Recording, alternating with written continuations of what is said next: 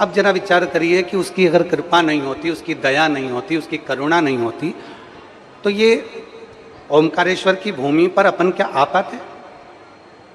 अगर उसकी करुणा नहीं होती, उसकी दया नहीं होती, तो ओमकारेश्वर भैया, ओमकारेश्वर बाबा की पवित्र भूमि, माँ रेवा मैया की पवित्र भूमि, ममलेश्वर बाबा की पवित्र भूमि, दादा धुनी वाले दादा की पवित्र भूमि, श्री सिंगाजी महाराज की पवित्र भूमि, और ना जाने कितने कितने संत साधु सन्यासी तपस्वी साधक उपासक ना जाने कितने कितने तप करते रहते हैं इस ओमकारेश्वर की पवित्र भूमि पर। यदि आपका और हमारा केवल आना ही हो गया ना, तो समझ लो कि मेरे बाबा की तो कृपा चालू हुई हो गई, कृपा बरसाना प्रारंभ। बोल बम का नारा है, भगवान शिव की कृपा है। अब दो चीजें हैं ओमकारेश्वर से हमको लेकर जाना, दो चीजों का स्मरण करिएगा। एक मेरे ओमकार बाबा दे रहे हैं माया, और दूसरे नंबर पर मेरे ओमकारेश्वर बाबा दे रहे हैं भक्ति।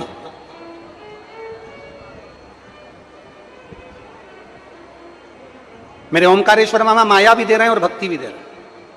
अब लेने वाला चाहिए कि तुमको माया चाहिए कि, बोलो बोलो जम के बोलो जरा, भक्ति चाहिए। तो किसी ने पूछा महाराज जी इन दोनों में अंतर क्या है? इन दोनों में क्या अंतर हो सकता है? माया में और भक्ति में क्या अंतर हो सकता है? कहा माया में और भक्ति में केवल एक अंतर है, अगर मेरे बाबा से माया मांगोगे तो संसार में इस माया के चक्कर में नाचते रहोगे, और अगर मेरे महादेव बाबा से भक्ति मांगोगे तो तुम्हें नहीं नाचना पड़ेगा। तुम जब मेरे ओमकारेश्वर बाबा को याद करोगे, ओमकारेश्वर बाबा नाचते हुए तुम्हारे सम्मुख में। माया में और भक्ति में दोनों में अंतर है। माया में और भक्ति में दोनों में एक अलग अलग विचित्रता है।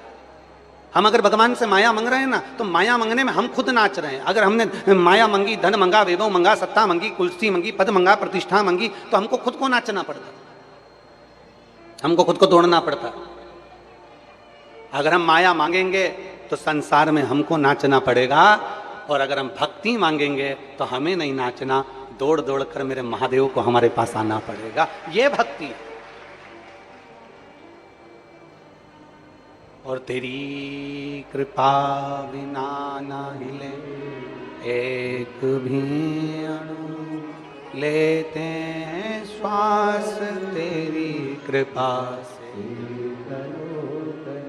बखान क्या करूं मैं राखों के ढेर का, चपटी भभूत में खजाना कुबेर का। हे गंगधार मुक्ति ओमकार बोले ओमकार, आयो शरण तिहार शंभुतार। हमें माया नहीं मांगना बाबा से। एक राजा ने अपने महल में सूचना करवा दी, नगर में सूचना करवा दी, कल महल का दरवाजा खुलेगा, और महल का दरवाजा खुलेगा, जो व्यक्ति जिस वस्तु को छुएगा वो वस्तु उसकी हो जाएगी।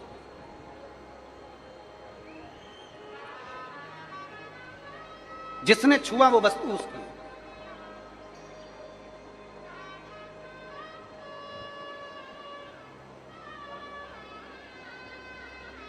आज अपनी इस पवित्र कथा में माननीय पटेल जी, माननीय बिरला जी, दोनों विधायक तो बैठे ही हैं, साथ में खरगोन विधायक भी यहाँ पर बैठी हुई हैं, उनको भी साधुवाद देता हूँ बहुत बहुत। उनको भी साधुवाद। खंडवा विधायक, उनको भी, खंडवा विधायक जी को भी मैं साधुवाद देता हूँ बहुत बहुत।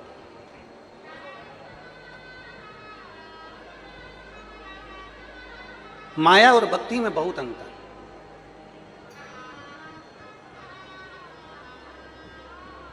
एक राजा ने नगर में सूचना कर दी कि पूरे नगर में सूचना कर दो कि कल सुबह दरवाजा खुलेगा, और दरवाजा खुलते से ही जो मांगेगा, जो जिस चीज को छू लेगा, जिस चीज का स्पर्श कर लेगा, वो चीज उसकी हो जाएगी। सबने तैयारी कर ली है, पूरे नगरवासियों ने। कोई ने सोचा राजा की 2-3 रानियां हैं, बड़ी सुंदर सुंदर है।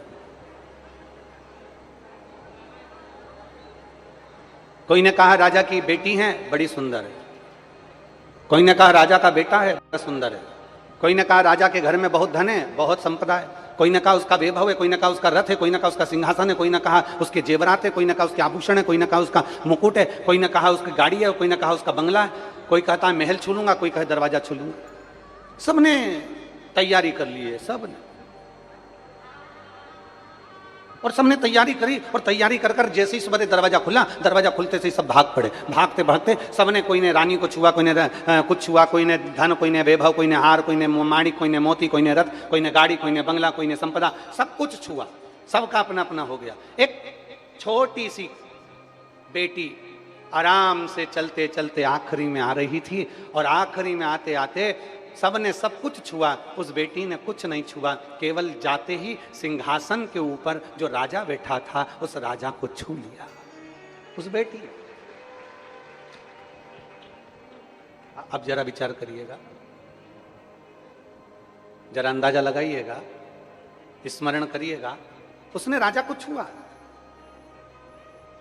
ये गाड़ी एक्सीडेंट होकर एक दिन समाप्त हो सकती है, सिंहासन एक दिन जा सकता है, बंगला एक दिन जा सकता है, सोना चांदी हीरा अंबारी सब कुछ एक दिन समाप्त हो सकता है, पर बेटी ने जो चतुरता करी उसने कुछ ही नहीं छुआ, उसने छुआ तो राजा को छुआ। उसी तरह शिव महापुराण की कथा कहती है, बेटी जैसी चतुरता रखना, अगर हमें भगवान को छूने का मौका मिल जाए तो संसार की कोई वस्तु हमें नहीं चाहिए, हमें चाहिए तो हमारा देवाधिदेव मां। हमें दुनिया की कोई वस्तु नहीं चाहिए, हमें दुनिया की कोई सामग्री नहीं चाहिए, हमें चाहिए तो केवल मेरा महादेव, हमें चाहिए तो केवल देवाधिदेव महादेव। और कितनी सुंदर बात आती है, माया को पाओगे, माया को पकड़ोगे तो संसार में भ्रमित होते रहोगे, भक्ति को पकड़ोगे तो एक दिन भगवान के पास तक पहुंच जाओगे, भक्ति को पकड़ोगे तो एक दिन परमात्मा के नजदीक तक पहुंच जाओगे, भक्ति को पकड़ोगे तो एक दिन परमात्मा के करीब में पहुंच जाओगे। भक्ति का मूल उद्देश्य, अगर हम आप लोग अगर गए हो महाराष्ट्र में, अगर गए होगे, कोई अगर महाराष्ट्र में गया होगा तो महाराष्ट्र में औंढा नागनाथ कभी दर्शन करने गए हो आप लोग? आप में से कोई गया है औंढा नागनाथ? अगर किसी ने दर्शन करे हो तो हाथ उठाओ जरा।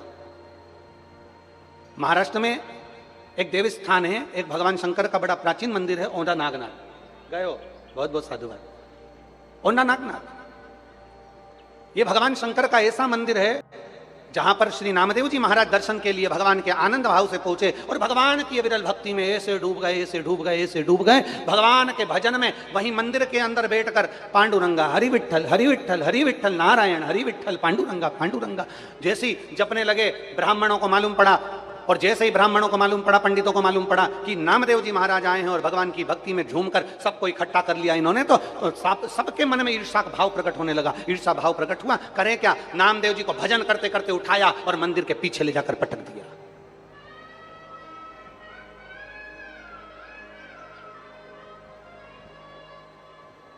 उनको लगा यहाँ नामदेव जी भजन कर रहे हैं, सबको इकट्ठा कर लिया, सबको एकत्रित कर लिया, नामदेव जी का तो गुणगान चल रहा है। सबने उठाया, पंडितों ने, ब्राह्मणों ने, और नामदेव जी को उठाकर मंदिर के पीछे पटक दिया। नामदेव जी को जैसे मंदिर के पीछे पटकते से नामदेव जी महाराज से साथ में आए हुए सारे भक्तों ने कहा, सबने कहा, नामदेव जी तुम्हारा अपमान कर दिया, नामदेव जी तुम्हें पीछे पटक दिया, नामदेव जी तुम्हारा शब्द कह दिए, तुम कुछ नहीं बोलोगे? नामदेव जी बोले, अगर मैं जवाब दे दूंगा, अगर मैं कुछ बोल दूंगा, अगर इन्होंने अपशब्द कहा, इन्होंने काना दिया, इन्होंने मुझे पीछे पटका, अगर मैं कुछ कह दूंगा तो मेरी भक्ति में बट्टा लग जाएगा, इसलिए मैं भक्ति समाप्त नहीं करना चाहता। मैं यहां पर बैठकर भजन करूंगा, मैं कुछ बोलूंगा नहीं, भजन करूंगा। और नामदेव जी महाराज ने जो भजन करना प्रारंभ करा, कह दिया, मेरे हरि विठ्ठल, मेरे भोलेनाथ, तुझ में नारायण समाया है और नारायण में शिव समाया है।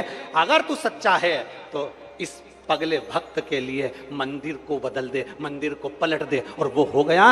मंदिर का आगे का दरवाजा पीछे हो गया और पीछे का दरवाजा आगे। इसे औंढा नागनाथ कहते हैं, इसे औंढा नागनाथ कहते हैं कि मंदिर का दरवाजा नामदेव जी की भक्ति से पलट जाता है। नामदेव जी ने माया को नहीं छुआ, नामदेव जी ने माया में भ्रमित नहीं हुए, नामदेव जी ने अपशब्द नहीं कहा, नामदेव जी ने कुछ आड़ा टेढ़ा नहीं कहा। नामदेव जी के साथ वालों ने कहा, बोलो आड़ा टेढ़ा, बोलो इनको, इन्होंने तुम्हें पीछे पटक दिया, इन्होंने ऐसा कर दिया, इन्होंने वैसा कर दिया, बोलो तुम। नामदेव जी कहते हैं, मेरी भक्ति को बट्टा नहीं लगने दूंगा, मैं भक्त हूं, और भक्त की जो भक्ति होती है वो बिरला होती है। उस भक्ति में भक्त रमा रहता है, उसको कोई मतलब नहीं। आग लगे बस्ती में, जम के बोलो जरा, अपन रहो मस्ती में क्या किसको रोइए, चादर तान के सोइए, सारी समस्या का हल। नामदेव जी महाराज ने कुछ नहीं कहा, नामदेव जी तो अपनी भक्ति में लीन हो गए और ऐसे भक्ति में लीन हुए, भगवान हरि विठल के भजन में, भक्ति में, स्मरण में डूब गए। मंदिर का दरवाजा बदल गया।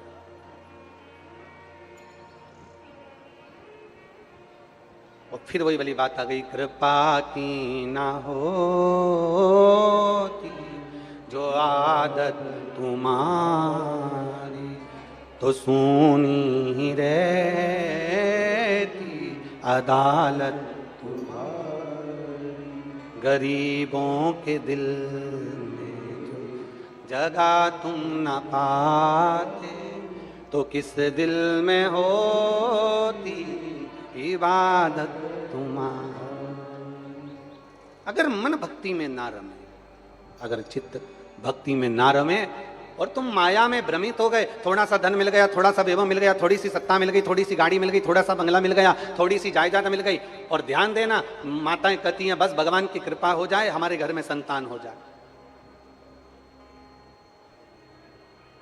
घर में संतान होना खुशी की बात है। बोलो जम के बोलो, काय की बात है? अरे बोलो तो जम के, खुशी की। घर में संतान होना खुशी की बात है, पर घर में संतान होने के बाद मां बाप वृद्धाश्रम में होना यह दुख की बात है।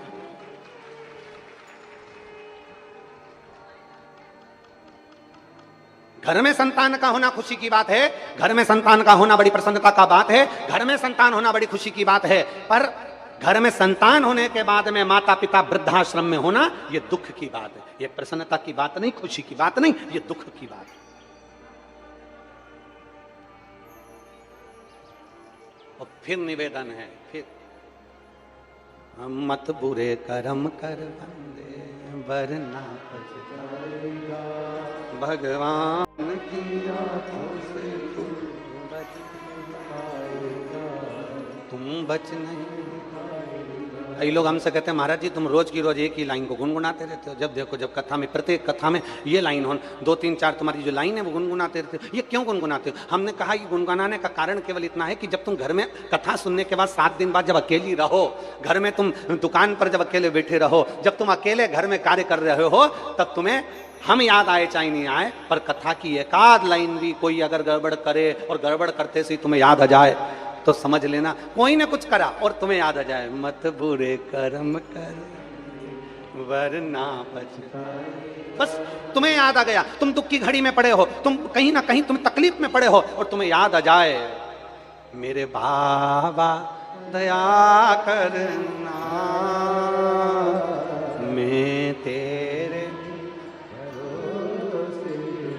कभी तकलीफ में पड़े हो, कभी दुख में पड़े हो, कभी कष्ट में पड़े हो और तुम्हें याद आ जाए, भगवान को याद कर लो तुम उस घड़ी में, तो मुझे विश्वास रहे कि तुम्हें भले शंकर की कथा याद की ना रहे, पर भगवान का संवाद तुम्हें याद रहे, तुम उसको पुकार सको, तुम उसको बुला सको।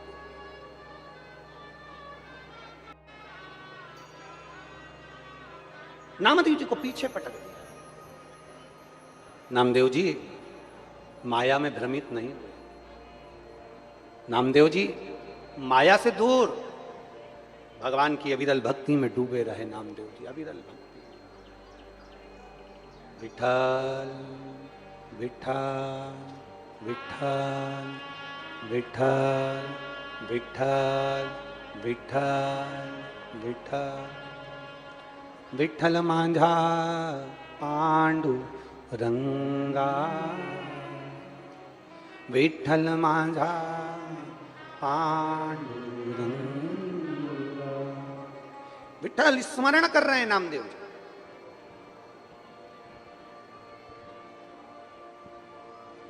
फिर एक किसी ने कह दिया नामदेव जी से, नामदेव जी तुम्हें क्रोध नहीं आया?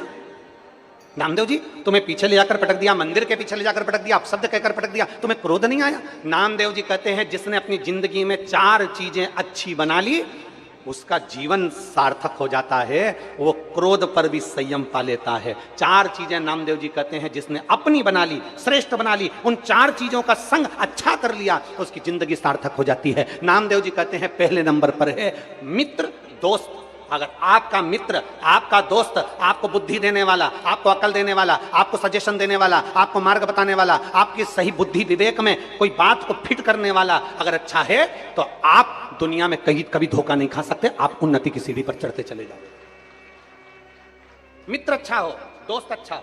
दूसरे नंबर पर नामदेव जी महाराज कहते हैं, किताब, जिस पुस्तक को हम पढ़ रहे हैं, जिस वेद को हम पढ़ रहे हैं, जिस शास्त्र को हम पढ़ रहे हैं, जिस आनंदमय पुस्तकों को, जिन शास्त्रों को हम पढ़ रहे हैं, जिन पुराणों को हम पढ़ रहे हैं, अगर उसका सही अध्ययन करा है, आपने सही तरह से उसको मनन चिंतन करा है, एक एक शब्द को अपनी जिंदगी में उतारा है, तो आप कभी धोखा नहीं खा सकते, आप अग्रण्य बढ़ते चले जाओगे। आप कभी धोखा नहीं खा सकते। अगर आपने पुस्तक को सही से पढ़ा है, आपने वेद को सही से पढ़ा है, आपने पुराण को सही से पढ़ा है, आपने शास्त्र को सही से पढ़ा है, एक एक शिव महापुराण के एक एक शब्द को अगर आपने सही से पढ़ा है, लिंग पुराण के एक एक शब्द को आपने सही से पढ़ा है, भागवत पुराण के एक एक शब्द को आपने सही से पढ़ा है, अगर आपने रामचरितमानस के एक एक शब्द को सही से पढ़ा है, गीता को एक एक शब्द को सही से पढ़ा है, पर शिव महापुराण की कथा कहती है केवल पढ़ने से काम नहीं चलता, उन शब्दों का मनन चिंतन अपने भीतर भी होना चाहिए।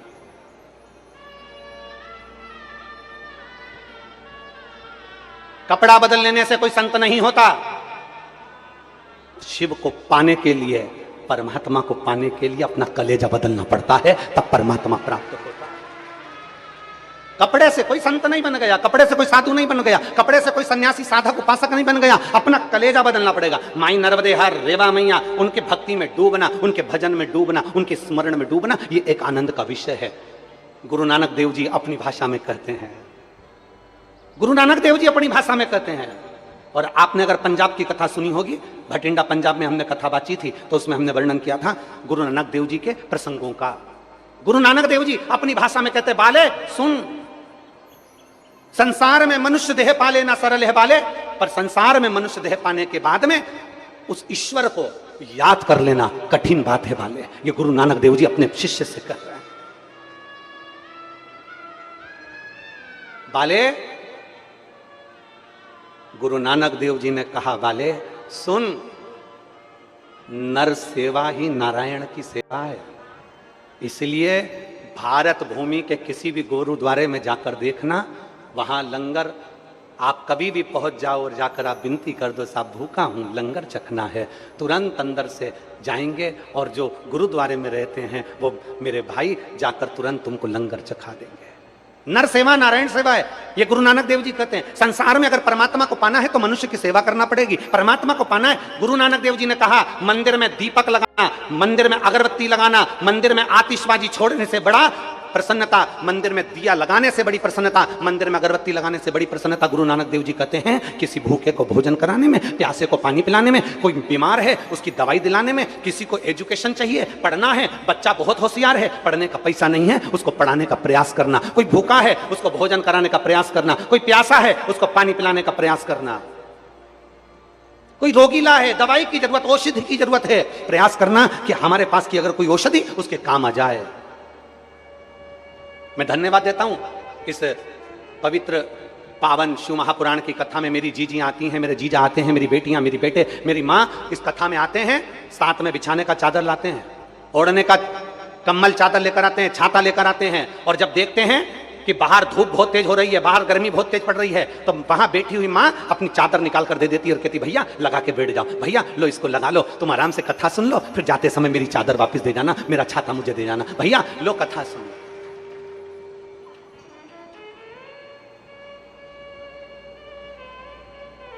हमें प्रसन्नता होती है इस चीज की। कभी मौका मिले ना, कभी मौका मिल जाए जिंदगी में, तो एक बार शिव महापुराण के पंडाल में एक रात्रि किसी शंकर भगवान की पवित्र कथा के पंडाल में जरा रुक कर देखना। जितने अच्छे रिश्ते तो तुम्हारे घर में नहीं होंगे, उससे अच्छे रिश्ते तो इन पंडालों में बन जाते हैं। पंडालों में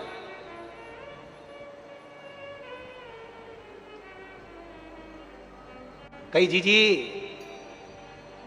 सही है कि गलत है बोलो तो, और हमारा जीजा होन, कई रिश्ते जो घर में नहीं बन पाते वो रिश्ते पंडालों में बन जाते हैं, भगवान की अविरल भक्ति के। और ये रिश्ते साधारण नहीं है, ये रिश्ते साधारण नहीं है। संसार के लोग तुम्हारा हाथ छोड़ देंगे, पर जिसने शंकर भगवान को एक लोटा जल चढ़ाया है वो महादेव तुम्हारा यहां भी हाथ नहीं छोड़ेगा, वहां भी हाथ नहीं छोड़ेगा। ये निश्चित है, निश्चित। ये देवाधिदेव महादेव की पवित्र कथा कहती है, पवित्र कथा। आपको मालूम हो, नामदेव जी से कहा, नामदेव जी तुम्हें क्रोध नहीं आ रहा? नामदेव जी से कहा, नामदेव जी तुम्हें गुस्सा नहीं आ रहा? नामदेव जी ने कहा, मैंने 4 चीजें आजमा कर रखी है, अच्छा मित्र, अच्छा दोस्त। अगर अच्छा मित्र होगा, अच्छा दोस्त होगा तो वो तुम्हें डूबने नहीं देगा। और नामदेव जी महाराज भारत की भूमि के वो संत थे जिन्होंने सबसे ज्यादा समय पंजाब की भूमि पर निकाला। पंजाब की भूमि पर जब नामदेव जी गए तो गुरु नानक देव जी ने नामदेव जी को गले लगा लिया। और नामदेव जी को इतना, दोनों के बीच में सत्संग होता, दोनों के बीच में इतना सत्संग होता, तो नामदेव जी ने ओढ़ानागनाथ में जाकर कह दिया कि अगर अच्छा मित्र तुम्हें मिल जाए, अच्छा सखा तुम्हें मिल जाए, अच्छा दोस्त तुम्हें मिल जाए, तो वो तुम्हें मंजिल तक पहुंचा देता है और परमात्मा से मिला देता है। ये गुरु नानक देव जी ने ज्ञान दिया था नामदेव जी महाराज को कि माया में मत भ्रमित होना, नामदेव माया में मत पड़ना, भक्ति में लगे रहना। दुनिया तेरा अपमान भी करे तो भक्ति में लगे रहना, भजन में लगे रहना। दुनिया तुझे ताना भी दे तो भक्ति में लगे रहना, भजन में लगे रहना। दुनिया तुझे धक्के मार कर निकाल दे तो भक्ति में लगे रहना, भजन में लगे रहना। ये गुरु नानक जी नामदेव जी से कहा था, तो नामदेव जी ने उसको स्वीकार किया। मंदिर के पीछे पड़े रहने के बाद भी नामदेव जी ने भगवान की अविरल भक्ति करते रहे। आखिरी में ये हुआ कि पत्थर का मंदिर का गेट भी बदल गया। ये गुरु नानक देव जी ने नामदेव जी को ज्ञान दिया था, वो सामने आ गया। जो बोले सो निहाल शास्त्रीय, ये नामदेव जी महाराज ने ज्ञान उपदेश दिया, ये गुरु नानक देव जी ने ज्ञान उपदेश दिया। इसलिए नामदेव जी कहते हैं 4 चीजें अपने साथ में रखो अच्छी, जो आपको मंजिल तक पहुंचा दे। एक अच्छा दोस्त, अच्छा मित्र, दूसरे नंबर पर अच्छी किताब। जिस पुस्तक को पढ़ रहे हो, जिस अध्याय को पढ़ रहे हो, जिस सब्जेक्ट को पढ़ रहे हो, जिस विषय को पढ़ रहे हो, मैं बेटियों से निवेदन करूंगा, मेरे बेटाओं से निवेदन करूंगा, तुम जिस सब्जेक्ट को चुनो अपनी लाइफ को बनाने के लिए, अपनी जिंदगी को बनाने के लिए, तुम जिस सब्जेक्ट को चुनो, तुम कॉमर्स लिए हो, तुम कंप्यूटर प्लस कॉमर्स लिए हो, तुम मैथ लिए हो, तुम साइंस लिए हो, तुम जो लिए हो, उस सब्जेक्ट को तुमको खुद को चुनना है। एक पति पत्नी आपस में झगड़ा कर रहे थे रोड पे खड़े होकर। पति बोला मैं मेरे बेटे को डॉक्टर बनाऊंगा, पत्नी बोली कैसे बनाओगे? मैं इंजीनियर बनाऊंगा। दोनों में इतना झगड़ा हो गया कि पूछो ही मत। वहीं से एक संत निकल कर जा रहे थे, उन्होंने कहा काहे को झगड़ रहे हो? पति बोला मैं मेरे बेटे को डॉक्टर बनाऊंगा, पत्नी बोली मैं इंजीनियर बनाऊंगी। गुरुजी ने कहा एक काम करो, बेटे को बुला लो, उससे पूछ लो वो उसे क्या बनना है। इतने में पत्नी बोली वो तो अभी पैदा ही नहीं हुआ, अभी उसका जन्म ही नहीं हुआ, जन्म हुआ नहीं और झगड़ा करने बैठ गए।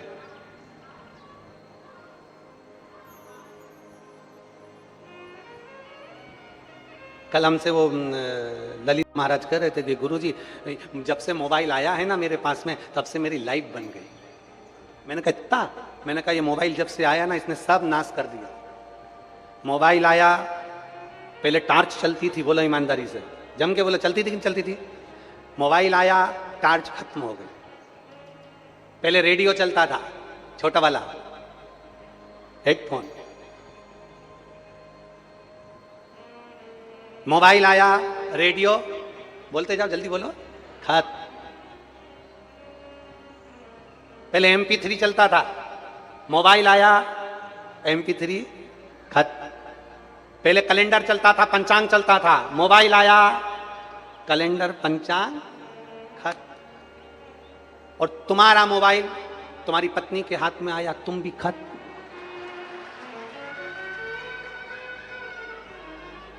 कोई नहीं बचा सकता तुम्हें। फिर तो अम्बे तू है जगदम्बे, जय हो मेरी खंडवा वाली। फिर कोई नहीं बचा सकता। मोबाइल आया, टार्च खत्म, मोबाइल आया, MP3 खत्म, मोबाइल आया, रेडियो खत्म, मोबाइल आया, पंचांग कैलेंडर खत्म, और मोबाइल तुम्हारी पत्नी के हाथ में आया कि तुम खत्म।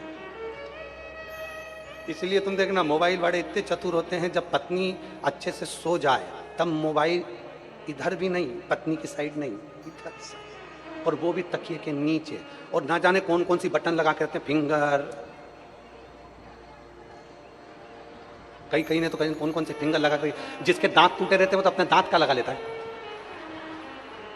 क्योंकि दांत की फिंगर कहाँ मिलेगी, किसके दांत एक जैसे सब दांत का लगा। और कोई कोई बहुत चतुर होती है तो डरावना लगा लेती है, और जैसे ही मोबाइल के सामने ऐसा मुंह करती है तो मोबाइल तुरंत खुल जाता है कि तू तेरे पति को डरा ले, मेरे को रहने दे। डरा रहा है।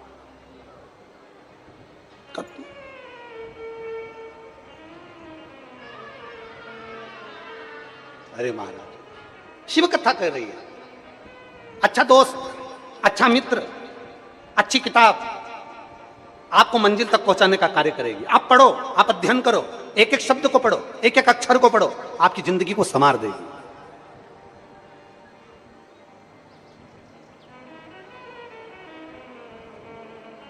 एक एक शब्द को पढ़िए, आपकी जिंदगी को संवार देगी।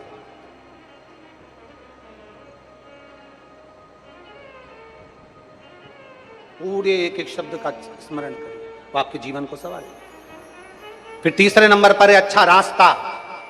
जिस रास्ते से जा रहे हो वो रास्ता मंजिल सहज बना सकता है, तुम्हारा रास्ता श्रेष्ठ होना चाहिए। तुमने जो विचार किया है, जिस मंजिल पर जाने का तुमने सोच लिया, हम बेटियों से कहेंगे, बेटों से कहेंगे, जिस सब्जेक्ट को तुमने चुना है, जिस विषय को तुमने चुना है, उस विषय से तुम्हारा प्रेम होना चाहिए, उस सब्जेक्ट से तुम्हारा प्रेम होना चाहिए, उस विद्या से तुम्हारा प्रेम होना चाहिए, उस अध्याय से तुम्हारा प्रेम होना चाहिए, उस अध्ययन से तुम्हारा प्रेम होना चाहिए। और प्रेम कर कर देखिए, अपने सब्जेक्ट से, अपने विषय से, अपनी पढ़ाई से, अपनी एजुकेशन से, अपने कर्म से, अपने काम से। एक छोटी सी चाय की भी दुकान है ना, उससे अगर आपका प्रेम है तो वो चाय की दुकान भी तुम्हें अंबारियों तक पहुंचा सकती है। एक छोटी सी गुमठी है ना, उससे आपका प्रेम है तो वो ऊंचाई तक पहुंचा सकता है। और मालूम पड़े बहुत बड़ा शोरूम खोल के बैठ गए और तुम्हारा अपने काम के प्रति प्रेम है ही नहीं। पापा ने मुझे दुकान खुलवा दी, मेरा तो मन था कि मैं यूके में जाके सर्विस करूं, पापा ने मेरे साथ में ये कर दिया, मेरा तो मन था कि मैं इंदौर में जाके नौकरी करूं, मेरा तो बिल्कुल, मैं खरगोन में तो मेरी दुकान खोलना ही नहीं था, मेरे पापा से मैंने कहा था मुझे इंदौर भेज दो। और मालूम पड़े इतना बड़ा शोरूम खोला, इतनी बड़ी दुकान खोली, और तुम्हारा मन नहीं है, तुम्हारा प्रेम नहीं है, तुम्हारी रुचि नहीं है, तो वो कभी नहीं चल सकता। इसलिए अपने कार्य के प्रति, अपने व्यापार के प्रति, अपने कर्म के प्रति, अपनी एजुकेशन के प्रति, अपनी विद्या के प्रति आपको प्रेम होना चाहिए, लगाव होना चाहिए। और शिव कथा कहती है बस वैसा ही प्रेम परमात्मा को पाने के लिए शंकर से भी होना चाहिए। वो प्रेम एक पत्र है, 4 चीजों में भी 3 चीज बता दिए, चौथी चीज बताएं। एक पत्र, पंखा भी है,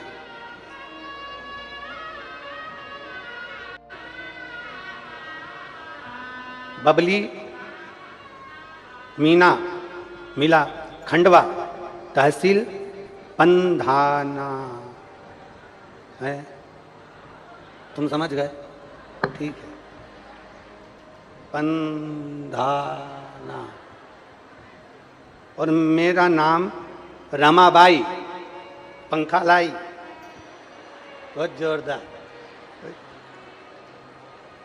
कहीं बैठी है रमाबाई? हाथ हिलाइएगा जरा, कहीं बैठी हो तो हाथ हिलाइएगा। रमाबाई, मेरा गांव बाबली, जिला खंडवा, तहसील पंधाना, और मेरा नाम रमाबाई। पत्र आप पढ़ लें एलईडी पर। मेरा नाम नित्या है, मेरी उम्र 3 साल है, मेरा मोबाइल नंबर ये है। गुरुजी, मेरी लड़की जन्म से बहरी थी, उसको सुनाई नहीं देता था। कहीं बैठी हो तो हाथ हिलाइएगा, और अगर बच्ची लाई हो तो उसको व्यासपीठ के पास लेकर आइए, एक बेलपत्र अवश्य लेकर जाएं। कहीं बैठी हो बच्ची को लेके तो आइएगा। मेरी लड़की जन्म से ही बहरी थी, उसके कान में सुनाई नहीं देता था। खंडवा के, इंदौर के सारे डॉक्टरों को दिखाया, डॉक्टरों ने कहा ये जन्म से बहरी है, इसको सुनाई नहीं देगा, इसकी कान की रोशनी, इसकी कान की आवाज नहीं आएगी, इसको सुनाई नहीं देगा। डॉक्टरों ने एक बधिर का सर्टिफिकेट दे दिया और वो कान से सुनाई नहीं देती थी। हमें हमारे पड़ोसी ने बताया कि सीहोर जाओ, या फिर शिव महापुराण की कथा कहीं हो तो वहां जाकर सुनो, और बेटी को भी ले जाओ। हम उसको लेकर सीहोर पहुंच गए। सीहोर में जाकर हमने शंकर जी की पूजन करी, कंकर शंकर को उठाकर पूजन करा, शिला पर जल चढ़ाया, और वहीं से हम एक रुद्राक्ष लेकर आ गए। बाबा पर भरोसा कर कर गए, बाबा ये बेटी पराया धन है, इसको सुनाई नहीं देगा, किसके साथ शादी होगी बाबा, इसकी जिंदगी बना दो।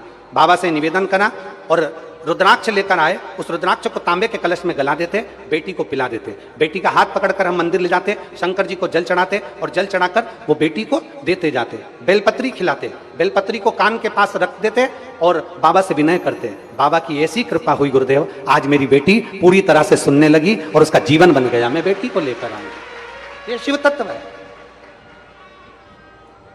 कहीं बेटी हैं, कहीं बेटी हो तो बेटी को लेकर अवश्य आ सकती है। मेरा नाम नित्या है, मेरी उम्र 3 साल है। रमाबाई, बावली, जिला खंडवा, तहसील पंधाना। डॉक्टरों ने बधिर का सर्टिफिकेट दे दिया कि बेटी सुनाई नहीं दे सकती, इसको ये बहरी है, इसके कान में सुनाई नहीं देगा। और तेरी कृपा बिना ना हिले एक भी अणु लेते से तनु, बखान क्या करूं राखों के ढेर का, चपटी भभूत में है खजाना को। उसके एक लोटे जल में, उसके रुद्राक्ष में, उसकी भभूत में, उसकी भस्म में, उसके बेलपत्र में, उसके दर्शन में, उसके स्पर्श में, उसकी भूमि के आनंद में, उसके जल में, मेरे शंकर के एक लोटे जल में जो तुमने चढ़ाया, जो बेलपत्र चढ़ी हुई खाई, जो बेलपत्री का प्रयोग तुमने करा, वो जल और बेलपत्र साधारण नहीं होता, वो मेरे महादेव उसको अमृत बना देते हैं और वो अमृत के तुल्य हो जाता है। अमृत है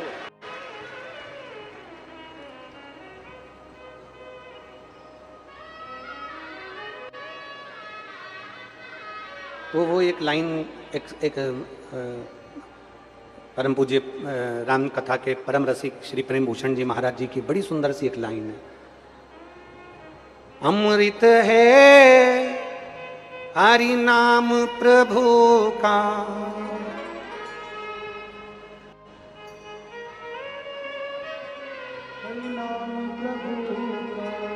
अमृत है हरि नाम प्रभु का, और इसे छोड़ विष पीना क्या, प्रभु नाम नहीं तो जीना क्या, हरि नाम नहीं तो जीना क्या, शिव नाम नहीं तो जीना, प्रभु नाम नहीं तो जीना।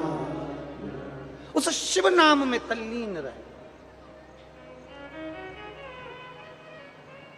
उस शिव नाम की तल्लीनता रखे, उस शिव नाम की भक्ति रखे। जब मेरे बाबा का चढ़ा हुआ एक लोटा जल अमृत हो जाता है, एक बेलपत्र अमृत हो जाती है, उसका एक भस्म थोड़ा सा, वो कहते हैं काशी में एक व्यक्ति टेबल के ऊपर भस्म रखकर बेच रहा था, एक अंग्रेज आ गया,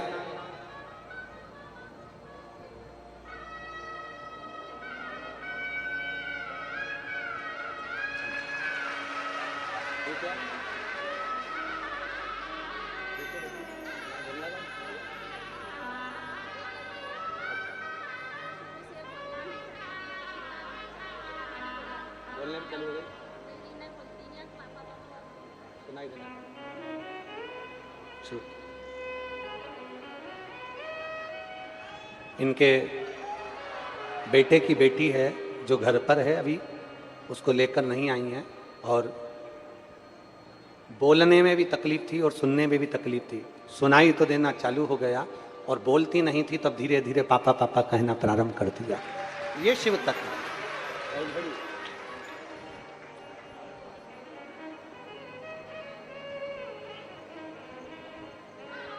काशी में एक व्यक्ति टेबल के ऊपर रखकर भस्म बेच रहा था, भभूति भस्म बेच रहा है। अंग्रेज ने आकर पूछ लिया क्या है, उसने कहा भस्म है। एक्सपायर डेट कब की है, मतलब भस्म एक्सपायर कब होगी। अब उसको कौन बताए कि एक्सपायर के बाद ही हुई है।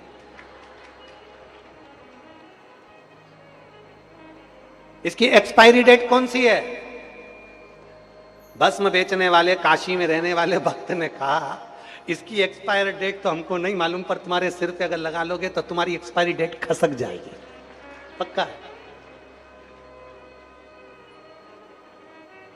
ये हमको तो नहीं मालूम कि इसकी एक्सपायरी कब होगी, पर जो लगा ले, ओ त्रिपुंडधारी त्रिशूलधारी त्रिनेत्रधारी महादेव, तेरे कंठ में रुद्राक्ष सोए, तू तो मेरा महादेव।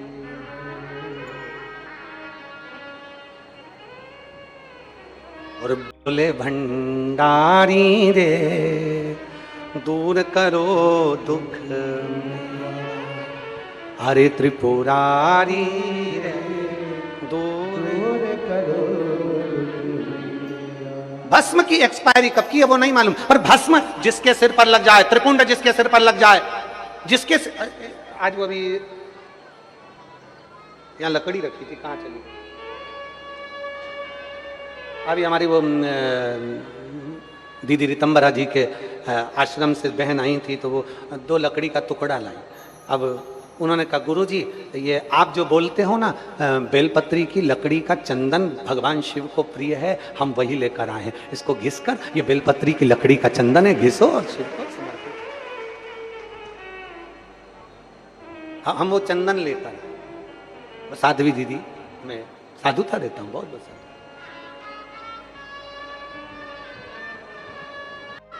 चंदन लगा कर तो देखो,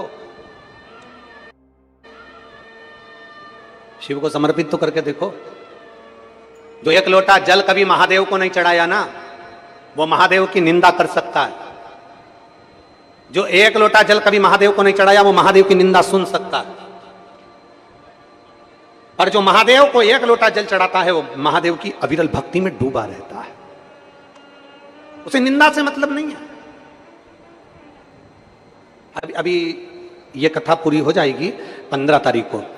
18 तारीख को छत्तीसगढ़ में गंडई में, राजनांदगांव के पास में गंडई में छत्तीसगढ़ में दोपहर में 1 बजे से 4 बजे तक शिव महापुराण की कथा चलेगी। उस कथा का नाम हमने दिया है उमा महेश शिव महापुराण की।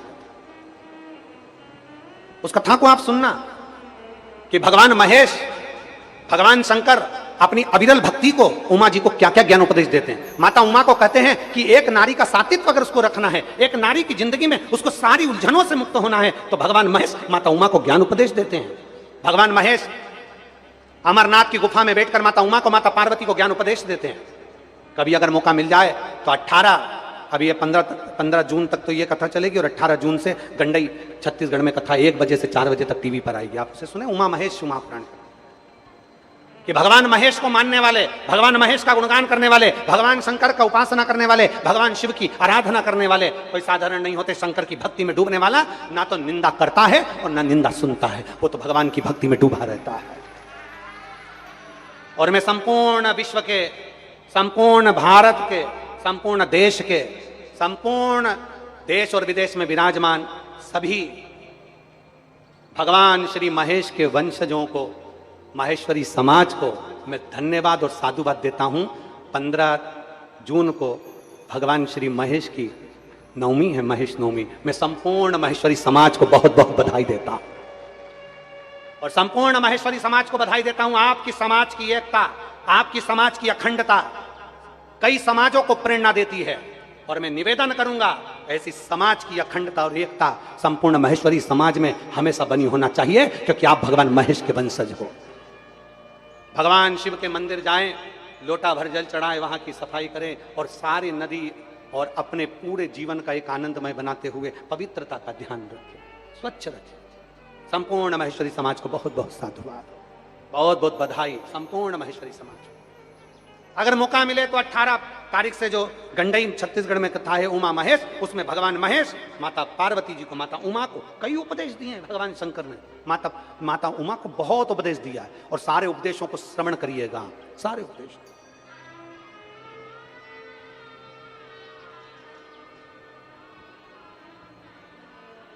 महाराज 4 चीजें नामदेव जी कर रहे हैं, जिसने अपनी जिंदगी में धारण कर ली वो मंजिल तक पहुंच गया। पहले नंबर पर जम के बोलो, पहले नंबर पर क्या है? अच्छा दोस्त, अच्छा मित्र। दूसरे नंबर पर अच्छी किताब। जिस किताब को आप पढ़ रहे हो आपको क्या ज्ञान मिल रहा है, कैसे प्राप्त हो रहा है, क्या ग्रहण कर रहे हो आप। किताब आपको मंजिल तक ले जाती है, आपका विषय आपको मंजिल तक ले जाता है, आपका सब्जेक्ट आपको मंजिल तक ले जाता है। और तीसरे नंबर पर है रास्ता। जिस रास्ते को आप चुनो फिर भटकना मती, उस रास्ते पर चलते रहना, एक दिन मंजिल जरूर मिलेगी। भटकना मती, बहुत सारे रास्ते मिलेंगे। आपको जाना है मोरटक्का से सीधे ओमकारेश्वर, रास्ता एक है, 4 लोग आपको रास्ते में मिलेंगे, बहुत सारे मिलेंगे। कोई कहेगा इधर से चले जाओ, कोई कहेगा उधर से चले जाओ, कोई कहेगा घूम के चले जाओ, कोई कहेगा इतनी कथा चल रही है, भीड़ हो रही है, कैसे जाऊँ रे उनांग, ओमकारेश्वर कैसे जाऊँ। तो क्या उनांग से घूमता हुआ ने, गाँव का रास्ता से निकलता हुआ ने, वो नहर के रास्ते से पास में से घुसता घुसता पहुंची जा, मालूम पड़े बापड़ा पहुंच तो गया, नहर में जाके फंस गया। क्या फायदा? थोड़ा इंतजार करना।